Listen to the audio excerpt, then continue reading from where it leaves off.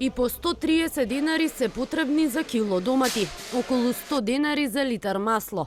Растат трошоците за живот. Граѓаните велат едве врзуваат крај со крај. Во август годинава споредбено со истиот месец 2020.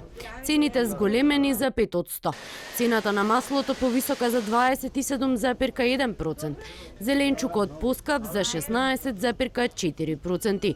За граѓаните животот е се потежок. Велат мора да се живее скромно за да се истурка месецот. Не се издржува.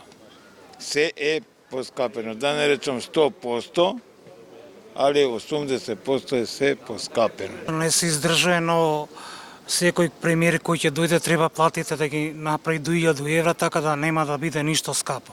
Многу тешко. Затоа гледаме што е поевтино, тоа ќе взимаме. 2-3 пензии или ако има 2-3 плати, тогаш веќе е друга ситуација. Секој понеделник во изминативе месеци постојан раст забележан и кај цените на горивата.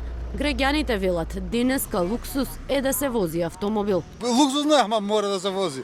Мора да се работи, тоа е тоа. Мораме да го возиме заради работа. За економистите ова е инфлација од привремен карактер. Очекуваат стабилизација. Макроекономски гледано не постои посебна причина за загриженост во моментов во поглед на инфлацијата, бидејќи овие притисоци што сега ги гледаме се од времен карактер. И очекувам дека, еве да кажам, до крајот на годината, до почетокот на идната, ќе се испеглаат.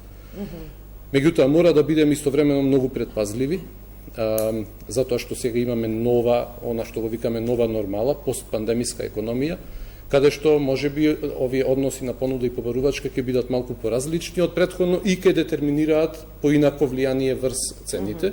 Според податоците на Сојузот на синдикати, ако во месец август минатата година минималната потрошувачка кошничка изнесувала 33.538 денари, оваа година таа пораснала на 34.342 денари. Иако според статистиките расте и просечната, но и минималната плата во државава, сепак растат и трошоците за живот. За само една година минималната потрошувачка кошничка пораснала за 900 денари. Според Народната банка инфлацијата е стабилна, се движи околу 2,2%.